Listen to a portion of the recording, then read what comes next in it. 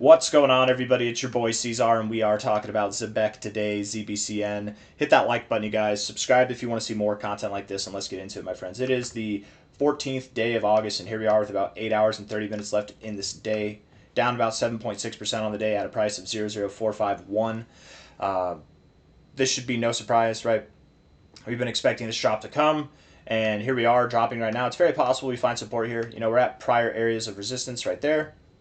Could find support here and then continue to rally. However, if we're looking at the fibs, we're taking a relative low to a relative high, not the fake out high, but this high.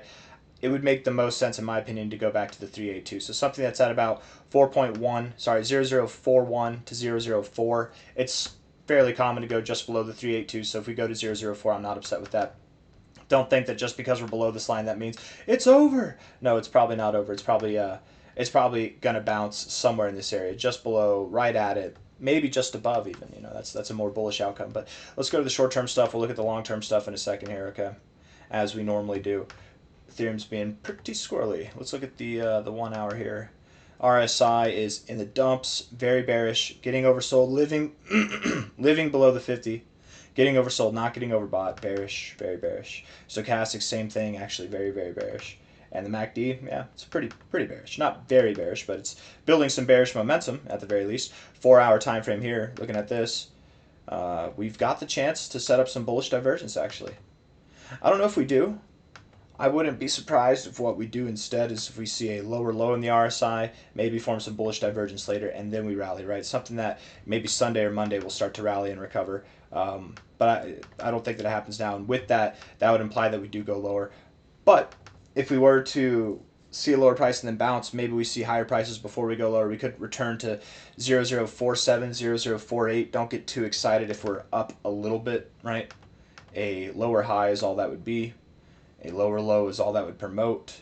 And then once we find our low right around here, right, that's whenever we will begin to pump higher, right? Lower lows kind of in that trajectory there, maybe I can't draw a straight line to save my life.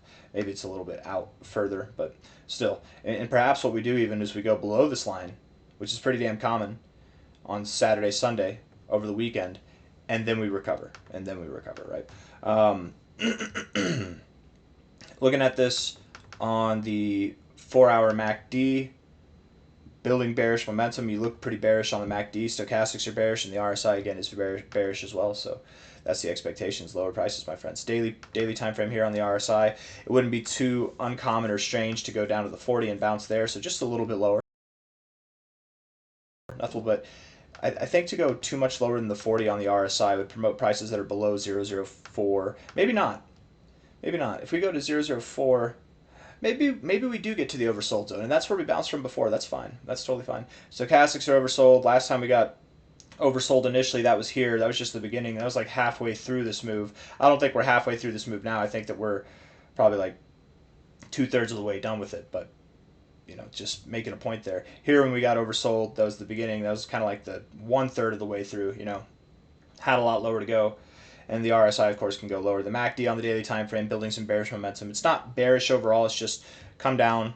Maybe your oscillators find support at the 0, and then you start to move up higher again. That's fine. At the end of the day, you guys, ZBCN is in a very powerful, very massive uptrend. Okay, we're taking a little breaky poo right now, but whenever it comes to moving higher, which you're going to do that very soon, bounce off that 0.5 there. It's actually a very bearish or a bullish reaction. Whenever you go up to the 786, 886 area and you bounce off the 0.5, typically you'd go to the 382 or lower. So just be aware, even if you were to go lower, right? That 382 is right here at your golden ratio from a low to a high, right? It's right there. It's literally, they literally overlap each other. That's kind of how it is. It's how it works.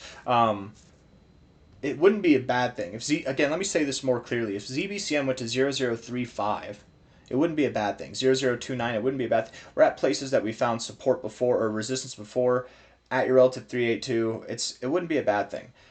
I'd still very much be bullish on ZBCN, but I'm not calling for that. I'm just saying even if we exceed my low expectations, don't panic. We're still in this massive uptrend, and inevitably it would just be a better time to buy. But I very much, with that being said, do believe that we're going to find support at 0.004, 0.041, somewhere in that area, okay? Maybe even 0.042.